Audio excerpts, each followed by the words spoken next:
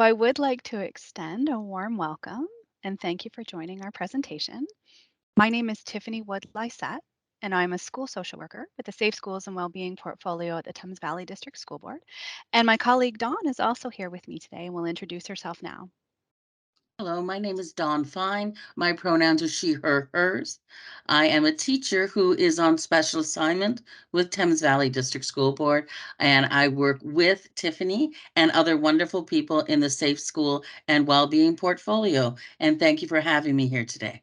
Awesome. Thank you, Dawn. So, Dawn and I are very excited to be part of this collaboration between local school boards and community partner organizations like the ones that are represented tonight to host these family well-being workshop presentations online throughout the year with varying topics and presenters. So, just to bring your attention again to the highlighted box that indicates the chat, we're trying a little bit of a different function today. And so, we just want to bring your attention to the chat. Um, and just so that you know how to communicate with us. And also on this slide, we highlight a link. And if you, this is actually a clickable link for you as a participant. And if you click this link, it will take you to our website where you can sign up for our mailing list and have information about current and future presentations as well as past presentation recordings for your access. So, just before we introduce our speakers, I want to let, again, our audience know how to communicate with us and when to communicate with us should you have questions throughout the presentation. If you click on that chat button, which is a little different than something we've used in the past, then that will open the chat for you. Our chat today is currently live. And so, what we will let you know is you can send us responses to presenters' questions or ask questions yourself throughout today's presentation. What we do kindly ask is that you not hold parallel conversations in this chat during the presentation, just so that we're not distracting to our speakers and to the subject matter. Just going to admit another participant here. And the other thing we want you to be aware of is that the session is being recorded. And so, because it's being recorded, we do ask that you not share your name or identifiers in the chat communications just to protect your privacy. And also, too, if you have questions that are more specific to your family's unique needs and you'd like to share some of those details more privately, we will offer you our presenter's contact information at the tail end of the session or contact information for those of us who are hosts for private follow-up at a later time if that feels like it will suit your needs a little bit better. So without further ado, just as I'm admitting more folks, so happy that people are joining us today. I would like to welcome Margaret Glab from Humana and Marion Whitfield from Vanier. Marion Whitfield has worked at Vanier Children's Services for 37 years in many capacities. She is currently working in home with families, and we're very fortunate to have her. Marion loves experiencing the work and the progress that families can make together. And our friend Margaret has been supporting children and families in mental health for over 20 years. She has worked within live-in programs, classroom settings, hospital programs, and for the last 12 years in community connections with Humana. After all these years, the passion is still there for Margaret, and we know it because she is joining. And so I would like to start by saying a huge thank you to Margaret and to Marion for joining us. And we are so happy to turn things over to you now. Thank you for having us. Yes. This is quite a unique opportunity and collaboration, so we're definitely grateful for it. Oh, well, all we really want to do is make sure that folks have some good information about how to support their kids. And the other main goal is that really and truly, I want to make sure that folks are knowing that there is no one to blame and there is no judging going on. All we want to do is give you some good information, and that's really the whole key behind everything. Thank you. All right. Can we get the first slide?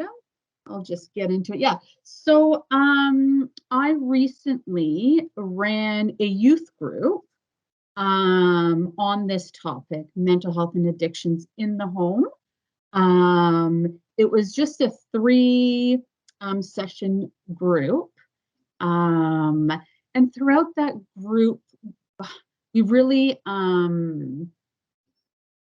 realized that youth didn't know the difference between mental health and mental illness. So really for us supporting youth, it's really important to differentiate between the two and help them understand what the difference between mental health and mental illness is, because they're not interchangeable. So can you pull up the next slide, Dawn, please? Yeah, so what is the difference between mental health and mental illness? Youth thought that, you know, mental health turns into mental illness, or that if you have if a parent has a mental health issue, then they themselves will have that illness. Yeah, there really is a difference. I'd like to compare with youth, depending on their age, right? So I work with youth in the community ages 12 to 18, and Marion works with the younger ones, right? So you'll see throughout the presentation that my information is geared more towards teens, and Marion's is geared more towards children and kids. And really and truly, Margaret, much of it is the same. It is. It is the same. There just may be some little subtle differences that you would do with a teen, and you have to also be at their developmental age, because also some teens, although they may be 15 or 16, may not be at that age, right? They may not be functioning at that age. So you have to make sure you're meeting them where they're at. Yeah, for sure. Can you pull up the next slide, Dawn? Okay, so here's the difference, right? With mental health, everyone has it, just like physical health. So I often compare mental health and physical health for youth, right? Everyone has it. It just looks different for everyone, right? Just like with physical health, my physical health could be different than that of Marion's or Dawn's or Tiffany's, right? It's the way we take care of our bodies, right? Mental health is just the way we take care of our minds. And so it's everyone has different mental health, right? And we talk about mental well-being and mental health kind of interchangeably, right? It's through emotions, thoughts, feelings, how you overcome difficulties or solve problems, and just how we understand the world around us, right? Again, it's different for everyone based on their experiences in life. So someone who could have poor mental health, for example, they don't necessarily, just because they have poor mental health, it doesn't mean that they have mental illness, right? So youth had a really hard time understanding that, because they thought they were, like I say, interchangeable, but they're not. And our mental health changes from day to day, right? One day our mental health could be in a good place, we feel great, and other days we're just feeling sluggish and having difficulty, could be because we had poor sleep or for whatever reason, right? So our mental health, we individuals have a lot of kind of control over it, and we can manage it with skill-based or skill building things. With mental illness, again, not all people will experience mental illness in their lives, but everyone will struggle with mental health at some point or another, right? And illness is something that affects people in the way that they think, feel, behave, and interact with others, right? It's possible to have good mental health, even with a mental illness diagnosis, right? So again, just because you have the mental illness diagnosis, it doesn't mean that you have poor mental health, right? So they're really two separate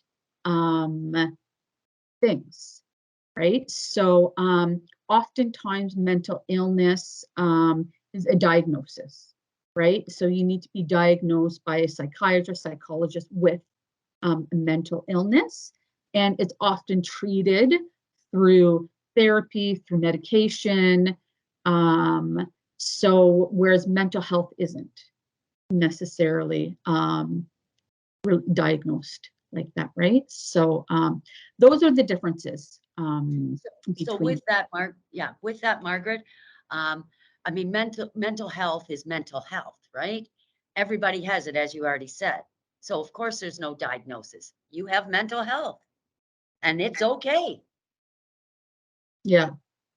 Sorry. So yeah, so I mean, when we are, or when I find I'm supporting a youth who has a parent who's struggling with addictions or mental illness, I often say, do you know the difference? Or tell me the difference. What do you think the difference is? And oftentimes they don't know. So then that's I go through that with them to say, no, it's just because your parent has a mental illness, it doesn't mean you do. But let's talk about your mental health and how you can manage that within your current environment, right? So that's definitely a topic of conversation when I'm supporting youth through this. So fact or myth, right? Mental illnesses aren't real illnesses. That's a myth.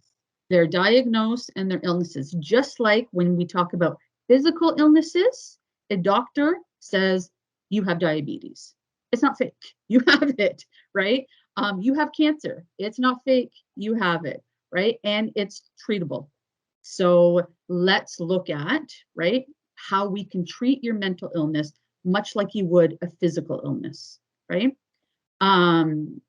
Mental illnesses affects most people in some way or another. And that's also a myth. Not everybody has mental illnesses, right? Mental health affects people. Mental illnesses don't, right? Mental illnesses are just an excuse for poor behavior. That too is a myth. I've spoken to many people in my time about their mental illnesses, and it is not an excuse. If anything, they would wish that they didn't have it, right? So, but unfortunately, DNA plays a role in mental illnesses. So, poor parenting causes mental illnesses. That also is a myth. Parenting is separate from mental illness. So a lot of times I hear comments from youth, right? My parents don't treat me right, or because you know, they have a mental illness, or a parent will say that, you know, they're not doing the best that they can because of a mental illness, right? It's mental illness does not cause bad parenting. People can recover from mental illnesses. They can.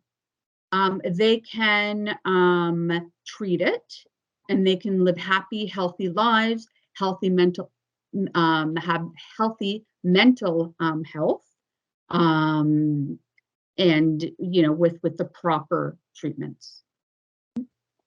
People with mental illnesses are violent and dangerous.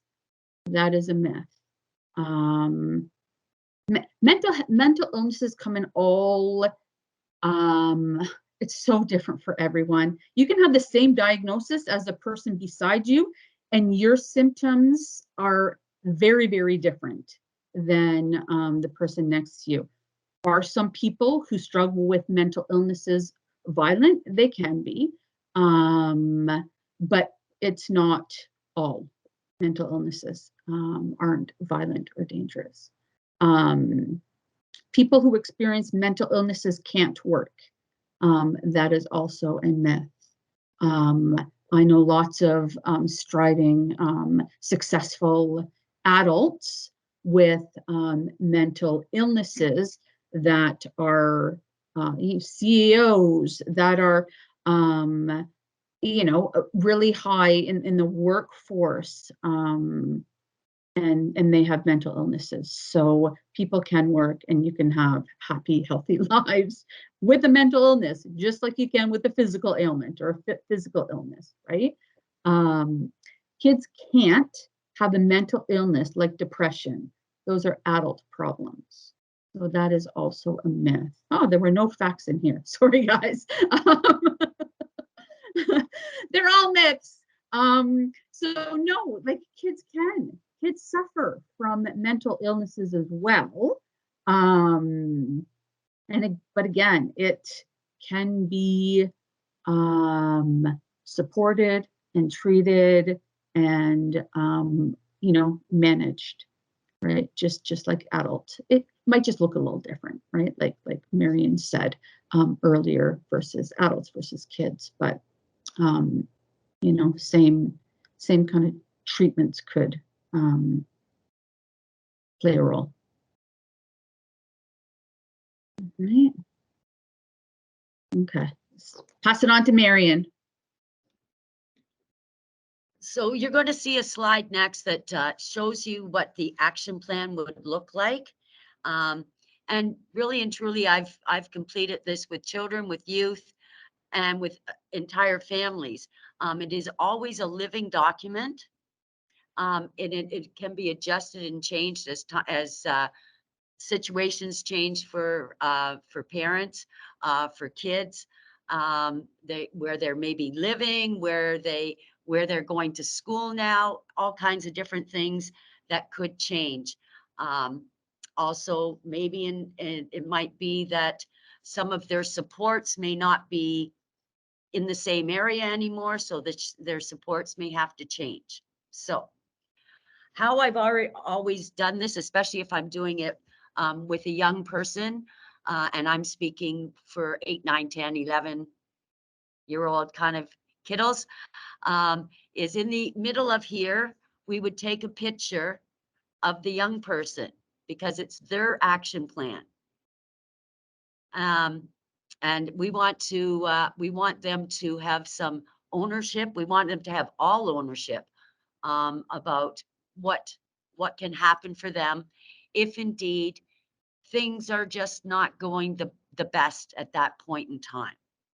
So how we look at the action plan is, who would you call or who would you connect with if indeed your parent, maybe your sibling, it could be a grandparent, it could be anyone who may be having a hard time. And so who would you connect with to support you? So it could be various things. So it could be an aunt, an uncle. It could be someone at the school. It could be a coach. It could be, in the big scheme of things, it could be a pet that is a really good support for you. So if it's really calming and nice to be able to sit with your dog or take your dog out for a walk, depending on age. Of course, we're not sending a 5-year-old out to the street to walk the dog all by themselves. Safety always comes first. So with that, who would you be connecting with? And what we try to have them find out and know is the phone number or how they would connect with them. Because it's great that you may say Aunt Sally. I'm just pulling a name. It's not anybody's information. You may call Aunt Sally or say, I'm going to call Aunt Sally. But if you don't have the phone number, it's not going to be very helpful. And sometimes you may need to have a couple of people because maybe Aunt Sally isn't available at that time. And maybe your coach is, if you're playing any kind of sport. So sometimes it's good to have a couple of people. It could also be a neighbor that's close by, and they may not be there all the time. And as I said, it could be a teacher. It could be a custodian at the school, someone. Now, we're not going to make or ask them to get their phone numbers for their teachers because they're probably not going to get that. And I understand, and the kids understand that too. nor would the custodian probably be giving them their information. But if you can have it so it's easier for them to connect, that's the best part. So why? Why would you want to connect with someone to support you? What would be going on? So sometimes it might be that um, parents are not, they're struggling with maybe getting meals ready. So can Aunt Sally bring over a casserole so you can have something, things like that. They could be struggling with all kinds of things. And I have had some children who have talked about parents who have um, hurt themselves or attempted to hurt themselves. And with that, we also always talk about the 911 call. We don't want you calling because you don't have a supper. That is not a 911 call. We don't want you calling because your favorite shirt is not clean for the next day. That is not a 911 call. Um, but maybe there is other people who can support you with that. All right. So what would you want the person who's supporting you to do? And that varies across the board. I want them to just talk with me. I want them to come and see me. I want them to, it varies. There's so many things that kids will say. I just really want them to go for a walk with me. Or sometimes they might say, maybe they can take me for an ice cream. Who knows? They might want a little treat in there too. So, and when would you need to do this?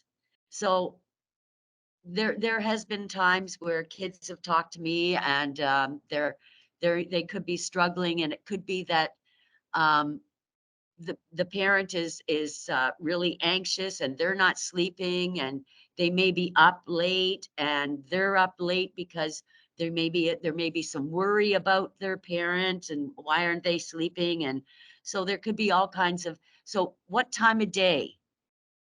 Is there a certain time of year? Because sometimes that does happen. It could be in the morning when the kids are struggling to get out of bed because they're having a hard time because, oh man, I got school again today. Oh no. I liked it when COVID was on because I got to get up later. No bus to take. So when it could be time of day, like I said, it could be time of the year.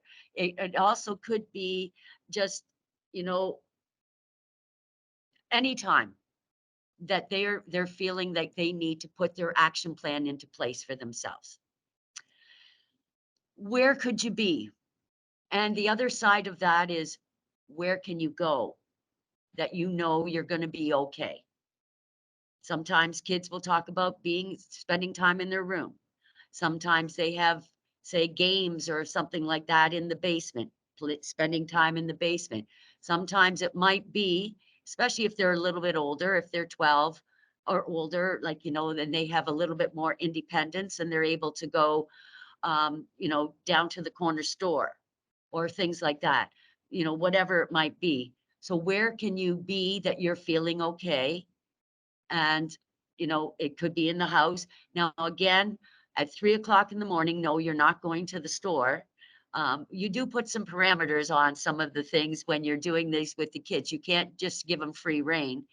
And what we have the kids do after they've done this is share it with their parent, because the parent needs to know what they may be doing or who they may be contacting. And you don't want Aunt Sally, again, just an example, showing up at the house and mom or dad or somebody doesn't know that they're even coming over.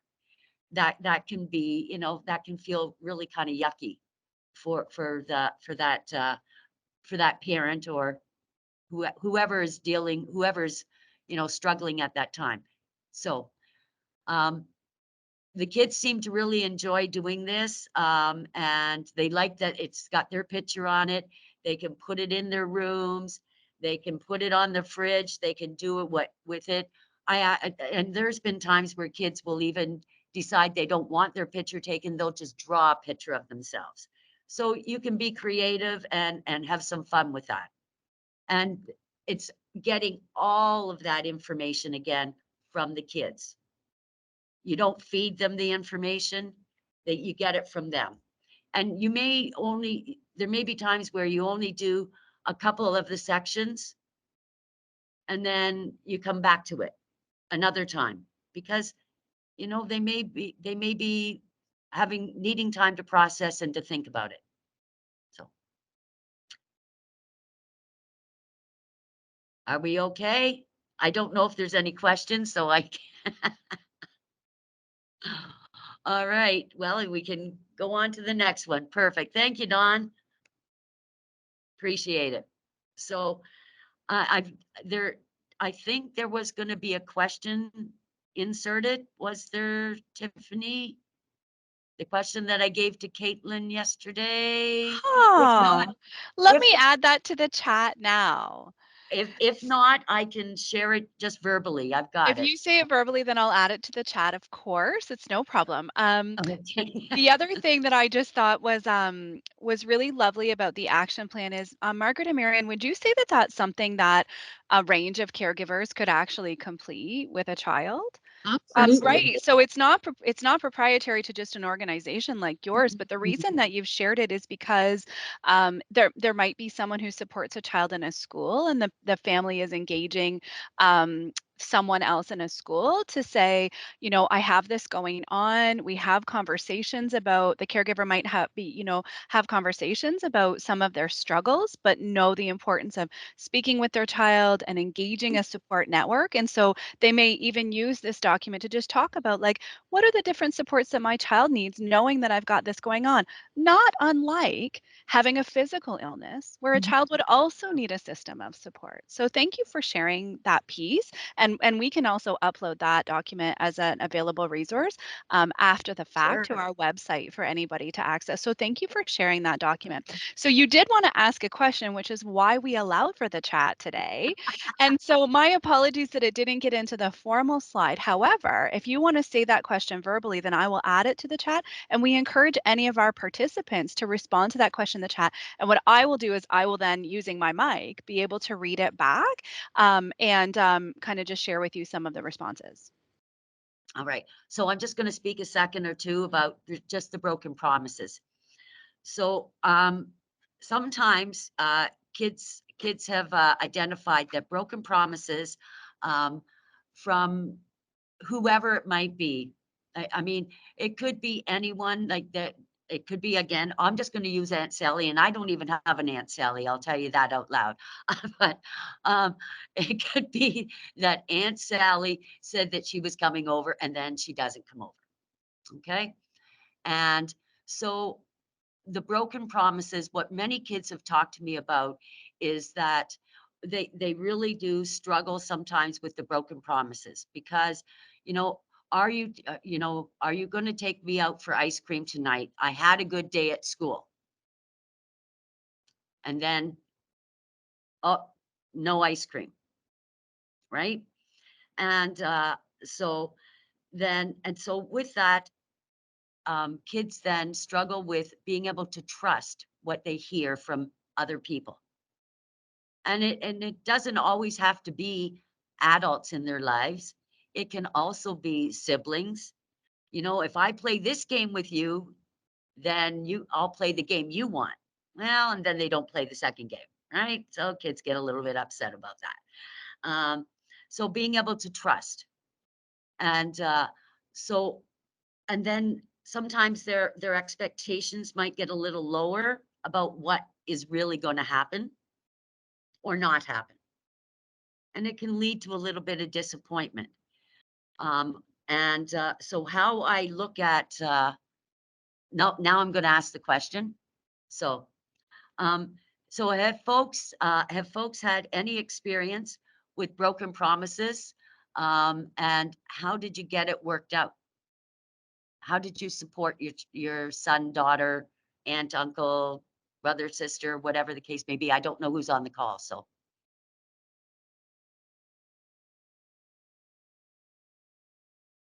So, Marion, is it fair to say, if so, how did you address the issue or how did you provide support and follow What? up? Yep.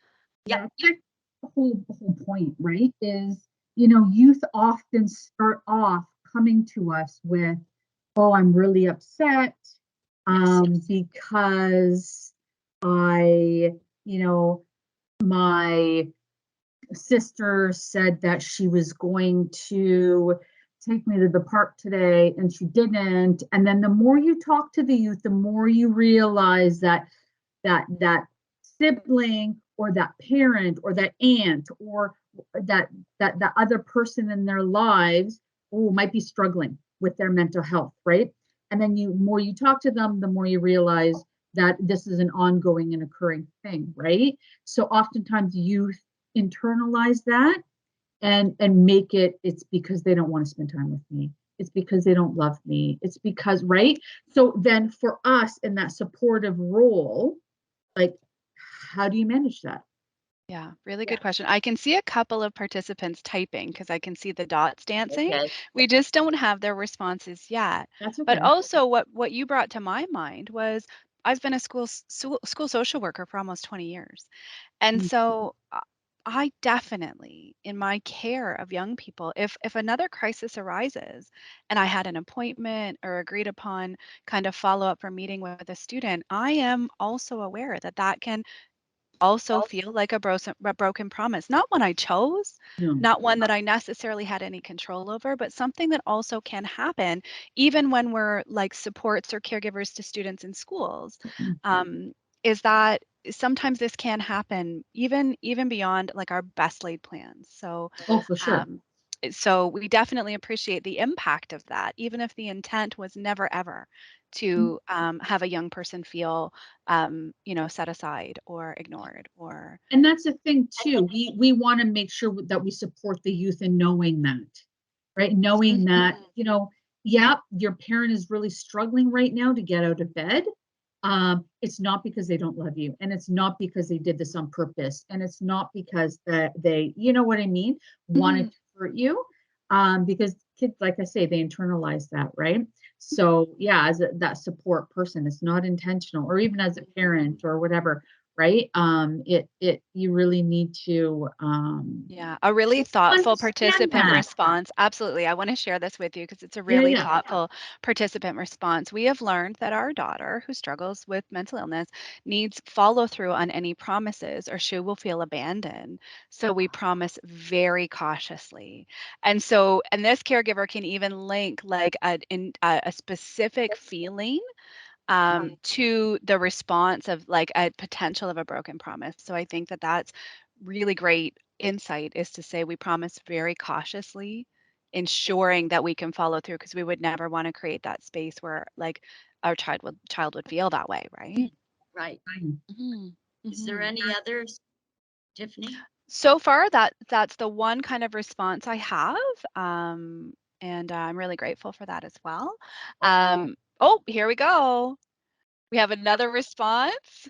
And so part of it is also from another participant who might be a leader here with us, is saying that I think that apologizing, saying that you wish it didn't happen and you will try your best not to break your promises goes a long way. That can be very valuable um, for our young people is even in addressing it and not just sort of letting it pass as if oh it happened and I'm not going to kind of come back to it Mm. after the fact, right? I have a couple more dancing dots, so I hesitate to move on when I can see the Okay. dancing. um, let's see what comes through for us.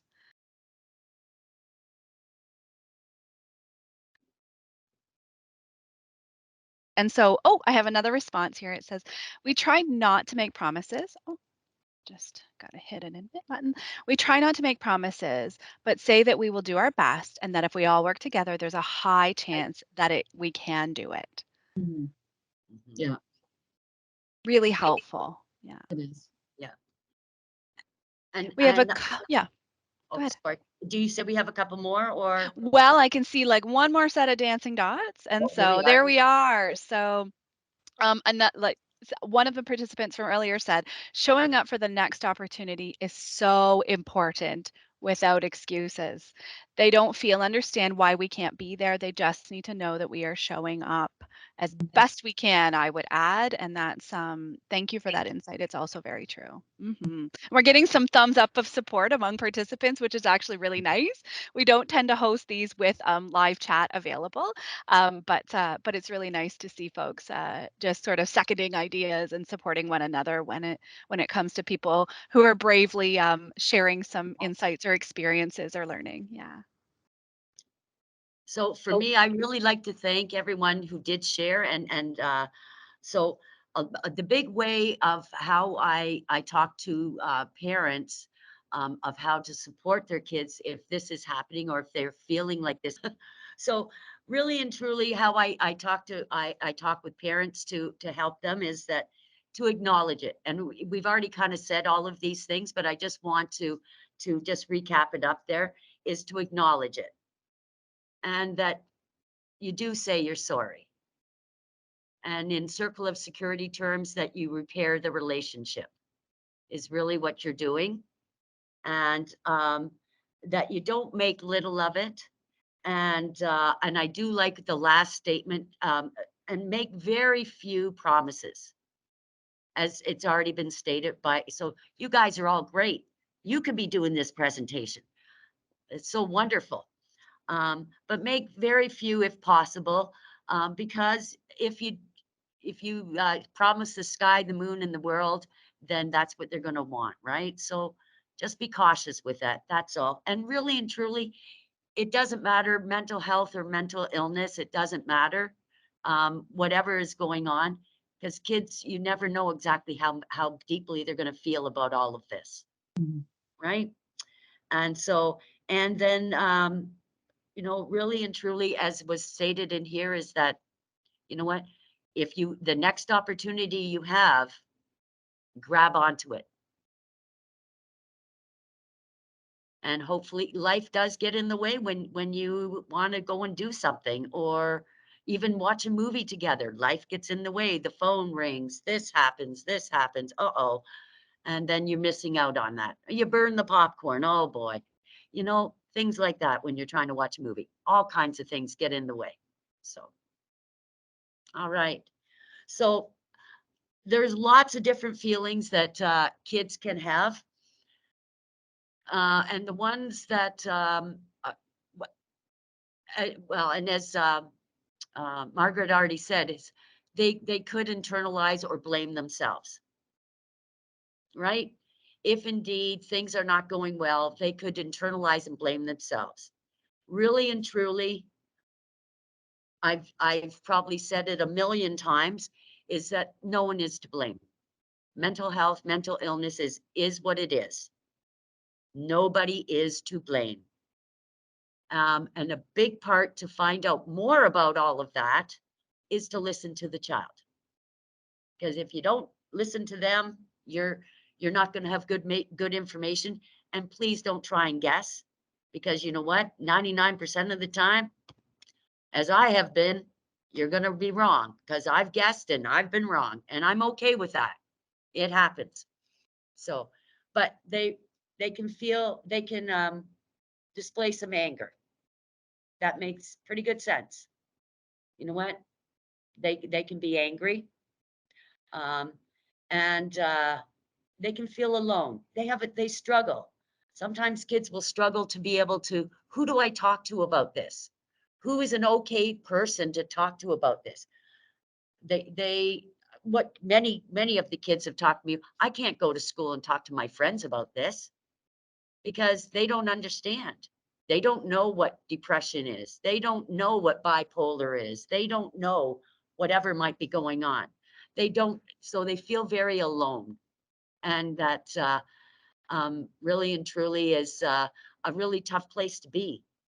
I mean, we've all probably felt alone in some form or fashion, and it's a tough place to be. So they can be feeling or think being confused, like, what's going on?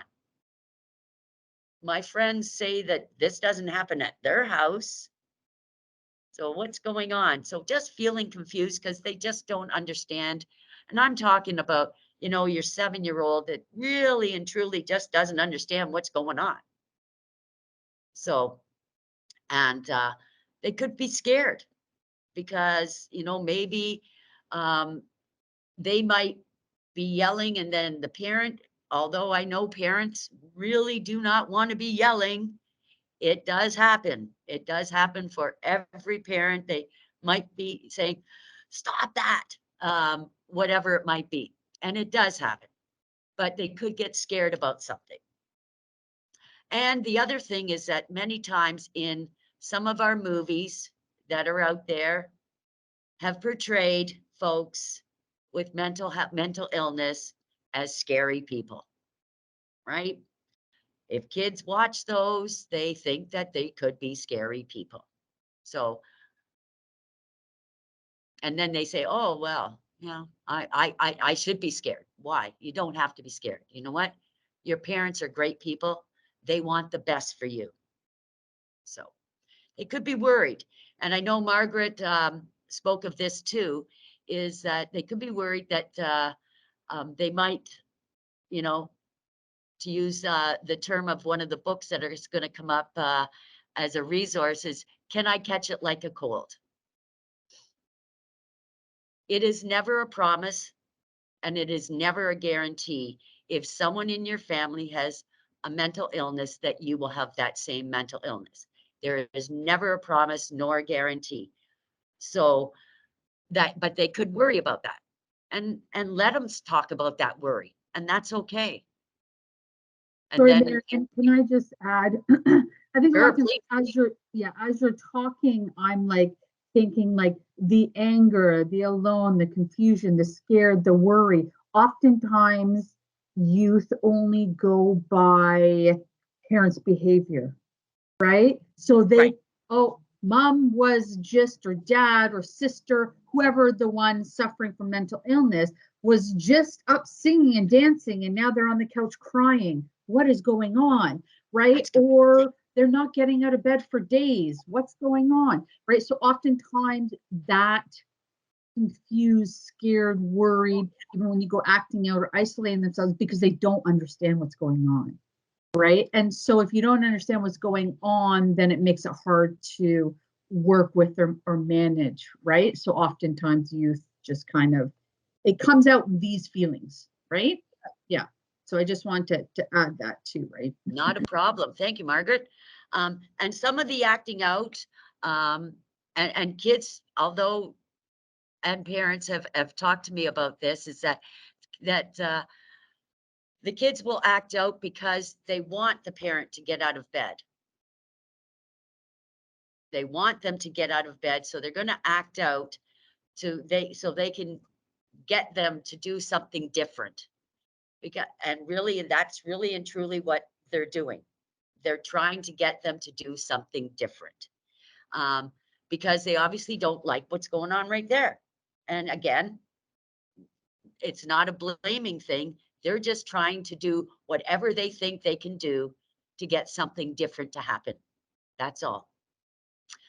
And then, of course, as the isolating of themselves, that's how they may feel. Now, they're not on here, but I also want to talk about some of the okay things that kids may feel. Kids may feel that their parent is so creative. They may feel that their parent has so much energy that they can't even keep up with them. They may feel that their parent is so smart. They also may feel that their parent, I'm speaking parent, but it could be any family member. I'm sorry, I keep saying parent. But they may feel that their parent is so funny and wanting to do things. So it's not all negative, but some of the things could be negative. So I do want you to, and Margaret, if we do this again, we're going to add the positive ones in there I just talked about, okay? Margaret made the slide. She's the lead on that one. But we will add some positive in there because there is always positives. And it's not always a terrible thing. Some kids really like it that if their parent is on one of their high cycles of bipolar, that they get to stay up late all the time. They like that. They think that's kind of fun.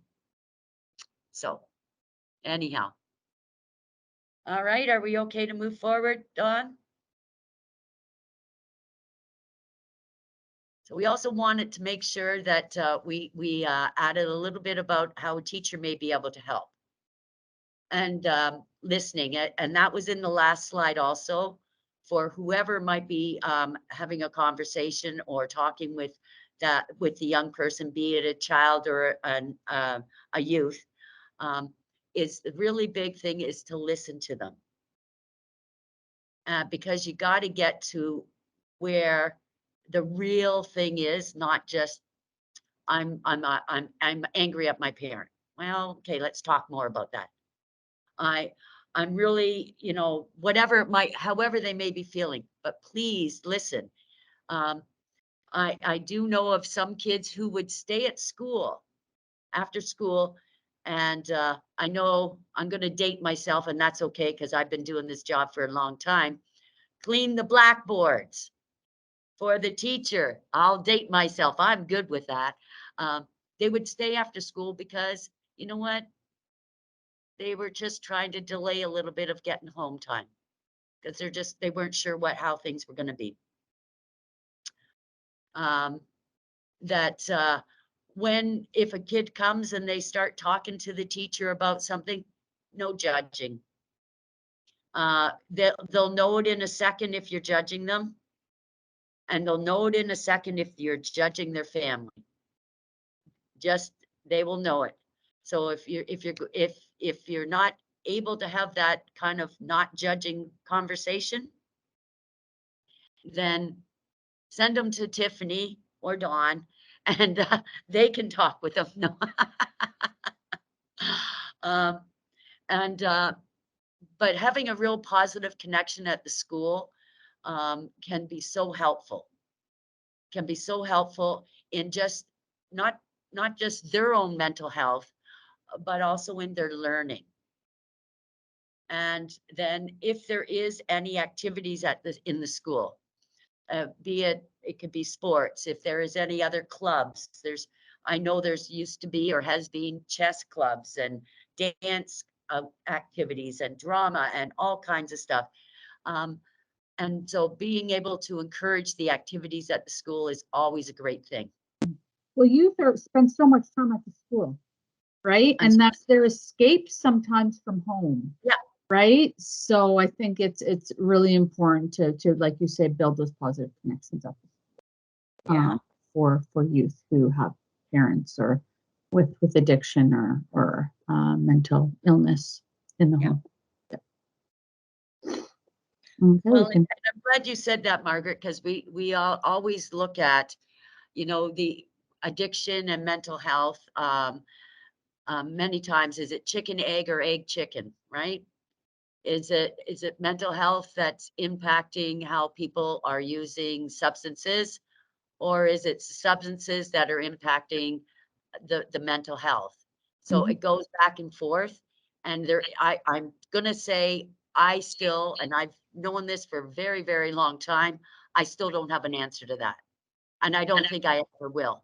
Yeah. So. All right. What's the next? Move on. I think it's for coping. Yeah.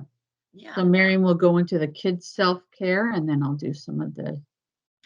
And many of these, I'm going to believe are probably overlapped and with yours, Margaret, but and not yours, with ours. Yeah. There's going to be overlap, but eating and sleeping well, normalize their feelings.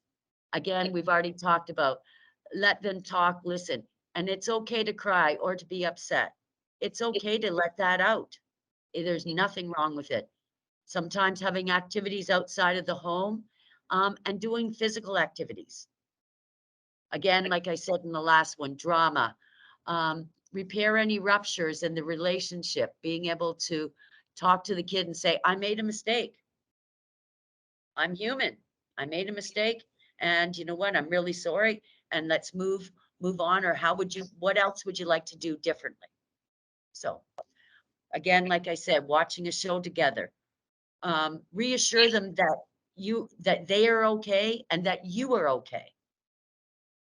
Because if you can both be okay at the same time, that's fabulous. Because okay is okay. Being able to play games together, a connection with other family members, like I said, from the action plan, you know, if that aren't in the home, you know, that they could have grandparents, siblings, neighbors, coaches, etc. Having connection, teachers, whatever the case may be. So You miss hugs and high fives. I like that one. I think that's important. that's true. You skipped over it. This That one is a good one.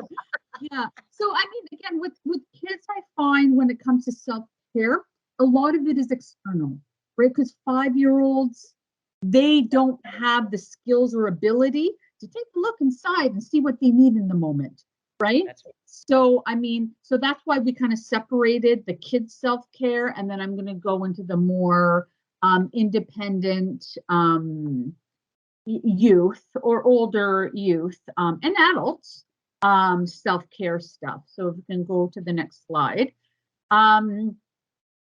So this next slide, I believe, is how we can help support youth in Dawn, can you get the next slide up? I think she's trying. Yeah, Yeah. it's showing me the next slide. Let me just toggle back again Oh, and okay. see. There we go. Okay. There it is. So, Okay. yeah. Sorry, Thanks, it was showing it for me. I'm sorry. I apologize. That's totally okay. It's okay. I figured, I'm like, I think she's trying, but okay. So, I mean, again, just a journey of wholeness. Again, when you're a little bit older and have the skills and abilities to be able to do this, it's really important for us as caregivers to help support youth in this journey, right? To taking care of themselves as a whole, right? So bottom line, daily routines, proper rest, like Marion said, healthy eating, movement that suits your personality and skill level. So again, that physical, right? And just be with people in your life who you connect with outside of the home, that bring you pleasure and fun, right? So again, a well-nourished self, means that your life is full and you have more energy, you have, you're able to give and meet challenges in a different way than if you're not taking care of yourself, right? Then those challenges are a little bit harder to deal with and sometimes we get stuck, right? So I mean, working on your esteem and relationships to bring kind of enjoyment in your life. The next slide kind of divides things up into, how can we nourish ourselves? How can we help youth have that wholeness, right? So physically, emotionally, and mentally. And I mean, I won't go through all of them because it's so different for everyone, but I'll bring this to and go over things like this with youth. And how do you take care of yourself physically? How do you take care of yourself emotionally and mentally? Because they're all different and they're all separate, but these are where it works together in your favor, right? If you have a good physical, again, I'm not saying you have to be a runner, like I'm not, but if you're taking care of your physical self, getting enough, sleep, taking a walk, riding a bike, going swimming, taking a nap, getting a massage, whatever it is, then it makes you feel better emotionally and mentally, right? So like with emotionally, like I'll often ask youth to let's create a list. A list so that you can have somewhere. So when you're not feeling your best, or when things are going on around you, you don't really have to think about things. You can just go to this list, look at it, and be like, oh yeah, okay, I'm going to notice what I'm feeling right now, right? Or I'm going to tell myself every day, give myself an affirmation every day. Or, I'm going to acknowledge something positive about myself throughout the day, right? So, and that kind of goes with mentally, it's more like you really take the time and read a book, write a poem, write a letter. So it takes a little bit more effort um, to kind of bring yourself up. But again, like I say, making lists are fantastic because for some reason, when we write things down on paper, it means more to us than just it floating around in our heads, right? So, yeah, I often work with youth in terms of what can we do physically, emotionally, and mentally to kind of make yourself feel good, right? So that's what kind of that's about. And so, and the next, all the rest slides are really resources that caregivers can use with, this is Marion's resource. These are really awesome books that you can read to youth. Marion's, I think, looking to unmute herself. She has one of the books. So just while Marion does that, what I will say for our participants watching is that I can take slides 15 through the remainder, and we can actually attach that when we upload a recording of this seminar. So so that you're able to kind of review the recommended resources or different books that might be helpful. We can do that on our website for you so that you have access to all the information into the future. Yeah, so these are all like books and stuff, and the other slides are like resources out in the community, right? So Outreach Crisis Line, the support line, CMHA, Mental Health Care Family Resource Center, like they're all resources that you can kind of access. Wonderful. Yeah. The other thing, Margaret, is we actually have sort of like a one-pager that we have created at Thames Valley with many of these resources, and it's on our website as well. Perfect. So we don't want folks to think, oh goodness, how am I going to get access to that? So many of these local community resources are listed in the finding support section of our website too. So thank you for making them aware of what's here as well. Can I catch it like a cold, Margaret? Marion is showing us. Oh, she's Your mic is off. muted. Yeah. How did I do that? There we go. There you are. How did I do that? Can I catch it like a cold? And the other one, Purple Mama. These are all available at the library because, sometimes having to buy them can get expensive. But you can get them at the library. And what I tell, especially with kids, maybe not with your adolescents or youth, Margaret, but maybe anyhow too, you never know, is that to read them with their kids. Because then it will come up with any questions or anything. They can answer them as they go along. Is to really read them with their kids and then have the conversation. Because the biggest part that I find is that sometimes parents don't know what they think their kids should know or what they shouldn't know and how much should they know and and so but just reading a small book like this and then answering any questions is a great thing to do. It's good to open up dialogue. So do we have any hard questions that I'm going to give to Margaret to answer? Wonderful. We can continue to flip through if there's any additional resource slides. That would be great to be able to take a look. There we go.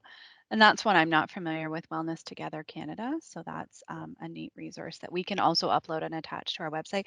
For participants in the room, it is just beyond 7:30, but if you have specific questions for our speakers today, feel free to enter those in the chat and then I will kind of read them out so that our presenters can answer the whole space.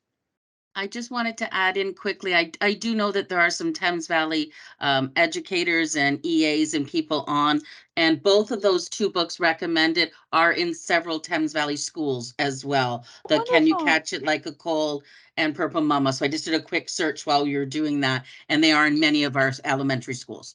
Thank you, Dawn. Thank you so much. Perfect. I didn't know that, but I'm glad that they're there. That's great news. And I think I can as see some dancing dots. So okay.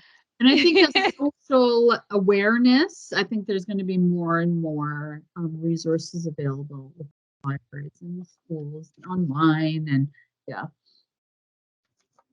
And just while we're waiting for some questions to come up, Margaret and Marian, I just do want to express gratitude for you being here and speaking to this subject matter. Oh, and we have another thank you coming across. Thank you for the resources, very helpful. And, the way that you have conveyed that, mental illness is illness. And for anyone experiencing illness, especially a caregiver, a sibling, what we would want to do is attend to the family and their needs, knowing that sometimes that illness draws the caregiver or the sibling away from what they really actually want to be doing or meeting the needs of their loved one. And so being able to be that system of support around them and attend to the additional needs that a child or youth might have really is the name of what we're doing here. And so you have presented that so beautifully in a way that really, again, asserts that we're not in a judgment zone here, and we're not talking about parents not doing what they ought to. What we're talking about is people doing the best they can, and just being able to show up for them and support them with what they need, so that everybody can, move forward in their future and be healthy and supported. Right. So, oh, we have a good one. What is the most important tool resource we can use to help siblings in a mental illness shadow? So, do you have any recommendations for the siblings who really are coping with their brother or sister or family members? Illness and kind of experiencing it or noticing it from their perspective. So yeah, a lot of times siblings really, really and truly do struggle with their brother sister because they may be feeling that they're being left by the wayside, that they're not getting the same attention, they're not doing all of that. So the big part that I would look at for that is the action plan that you might be doing with with um, with them, and I have done this the opposite way too, is use the action plan of who they can have for themselves, the who, what, where, when, and why, um, of who they can have, what the sibling is doing that can be bothersome because there's lots of bothersomes and annoyances. I mean, really and truly, siblings, their whole job is to bother each other, right? Um, and so, really looking at that uh, and have do that with them. Do that with them. So, what would you like to see happen when I have to spend X amount of time with your brother, your sister, or whatever? What can you be doing that will be an enjoyment for them? Something that you know what I mean? Because otherwise, sometimes what I have seen is that some of the siblings that are their sister or brother are having a hard time, they will then try to be the placaters. They will try to be the parents. They will try to do all of that. We want them to be kids as kids. Mhm. So Yep. really just let them be kids and or youth. I mean, it goes both ways. Mm. Um, but what can they be doing? Where can they be? Who can you talk to? All of those things. You can do all of that with Mm. them. Yeah. And so that To would be me, my it comes answer to to the mind. question. Yeah, it depends on the age, right? Right. If they're younger, then that absolutely. Or if they're older, then there's, lots of um crisis lines and talk-ins and Right. right that they can access to say, hey, listen, I'm struggling because this is going on in my house and I'm feeling left, right? So it just again, it depends on the age And of do you have any, Marianne and Margaret, do you have, if let's say that a caregiver wanted to do an action plan with another child that they have, not the person with kind of struggling with the challenges or the illness, but do you have any kind of suggestions for how you would explain what you're doing with the sibling, like to the person, to the child who is experiencing the illness? How would you explain that to them, just so that they didn't feel shame as a result of that, or look what I'm doing to my sibling, which is often a reaction we hear sometimes.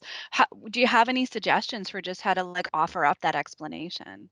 I think if you're doing one with another, then just present it as a whole. Like, this is what we're doing as a family. What do you need? Not specific to their mental health, but just what do you need at these times? Even to the one that is struggling with their mental health, and then the one that isn't. What do you need at these times? Because sometimes as a parent, it's hard to balance. Like, I parent of 5 kids, so sometimes it's hard to balance each of them out, mental health or not. So just creating that environment where you're treating people equally, with these action plans or whatever. What do you need at this time, right? So there's no blame, there's no judgment, and there's no pointing one out that's struggling, so to say, right?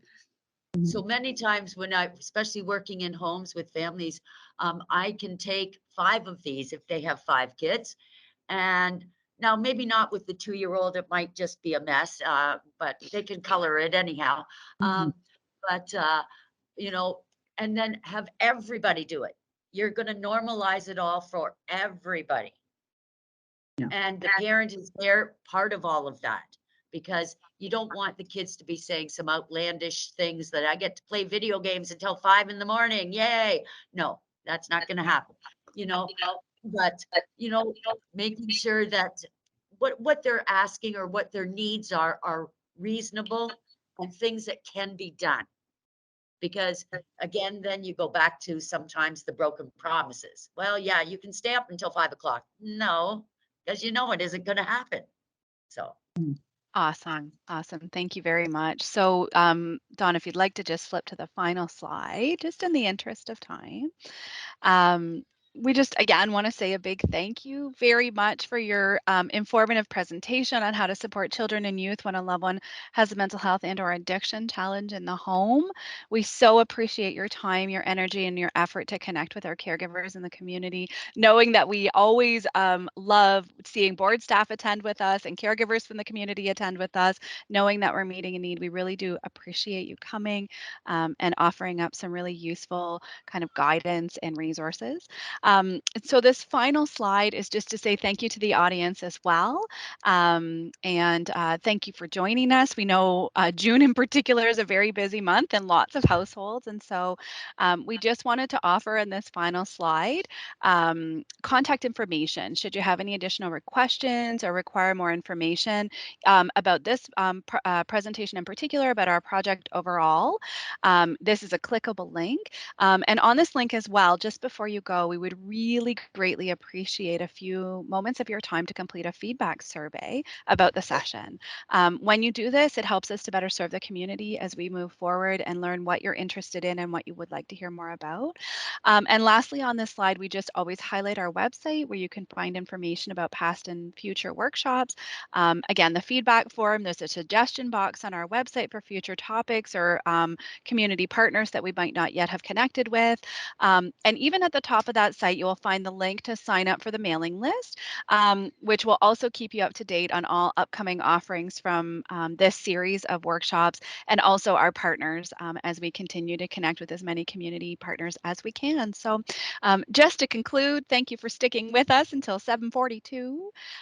We wish everyone well on your daily journey. Get out there and enjoy some last moments of sunshine before the sun heads down. And we hope that you join us again for future workshops. Thank you and take care. Bye. Thank you. Bye, everybody.